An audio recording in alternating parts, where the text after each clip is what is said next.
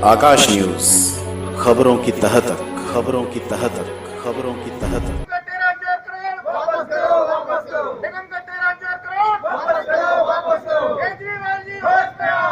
दिल्ली सरकार से 13,000 करोड़ रुपए की मांग को लेकर दिल्ली नगर निगम पिछले कई महीनों से सड़कों पर है। यहां तक कि दिल्ली के तीनों मेयर लगभग 15 दिनों तक दिल्ली के मुख्यमंत्री के निवास के बाहर अनशन पर बैठे रहे, लेकिन दिल्ली सरकार पर इसका कोई असर नहीं हुआ।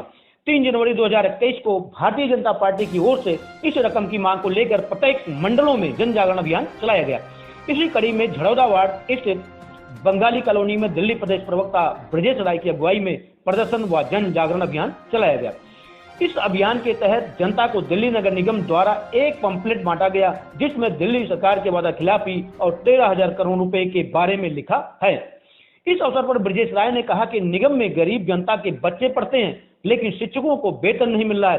एमसीडी का 13,000 करोड़ रुपए पिछले 6 साल से बकाया है, लेकिन उसे केजरीवाल जी नहीं दे रहे हैं। पिछले 6 साल का बकाया है दिल्ली नगर निगम का दिल्ली सरकार के ऊपर, और भारतीय जनता पार्टी काफ़ी दिनों से लड़ाई लड़ रही है इसकी।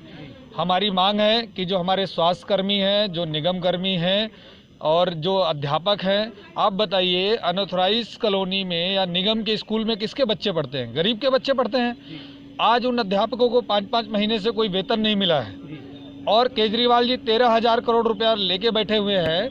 वो सीधा आप समझिए जनता के साथ बेईमानी है। जी, आपके तीनों मेयरों ने केजरीवाल के निवास स्थान पर धरना दिया, कई दिन तक वो चुनाव और फिर वो भूख हड़ताल में बदल गया, लेकिन क्या उसका कुछ असर निकल के? असर तो जनता बताएगी ना। भारतीय जनता पार्टी ने ठाना है एक एक घर को जगाना है। हम जन जागरण अभियान आज भारतीय जनता पार्टी के 3 लाख कार्यकर्ता 50 लाख घरों में संपर्क कर रहे हैं। तो आज पूरी जनता दिल्ली की जागृत होगी और केजरीवाल जी को जनता जवाब देगी। उनको 13,000 करोड़ रुपए देने ही पड़ेंगे। किसी का हक किसी को मारने का अधिकार नहीं है। एक निगम ने दूसरे निगम का पैसा माफ किया, वो कहाँ घोटाला हुआ? और दिल्ली की कैबिनेट, जब दिल्ली की मुख्यमंत्री शीला दीक्षित थी, तो उन्होंने ही पास किया था कि कोई एक सरकार दूसरे सरकार से कोई किराया नहीं ले सकती है। उसके बाद कहाँ घोटाला है? और रामवीर सिंह विधुड़ी जी ने कहा है, हमारे मेयर ने कहा है कि हम इस्तीफा दे देंगे। रामवीर सिंह जी ने तो इतना कहा, मैं राजनीति छोड़ दूंगा यदि ये सिद्ध कर देंगे तो। 13,000 करोड़ रुपए कब से बकाया है दिल्ली सरकार? पिछले 6 साल से है। भारत के संविधान की जो धारा है 243 के तहत जो राज्य सरकार को निगमों को पैसा देना होता है, उनका हक देना होता है। 12.5% से जब बकाया है तो निगम चुनाव आया, तब आप लोग क्यों जागे? अभी तो निगम चुनाव बहुत दिन है भाई साहब। अभी कहाँ है निगम चुनाव? अभी तो 1.25 साल है। आज कोरोना के संकट में 5-5 महीने से सैलरी नहीं मिल रही है लोगों को। उनके बच्चे, उनके परिवार कैसे जिंदा रहेंगे? वो क्या दिल्ली सरकार या दिल्ली के रहने वाली जनता नहीं है? केजरीवाल छलावा कर रहे हैं, और भारतीय जनता पार्टी का कार्यकर्ता अब एक एक घर जनता को जागृत करेगा और उनको जवाब देगा इसका।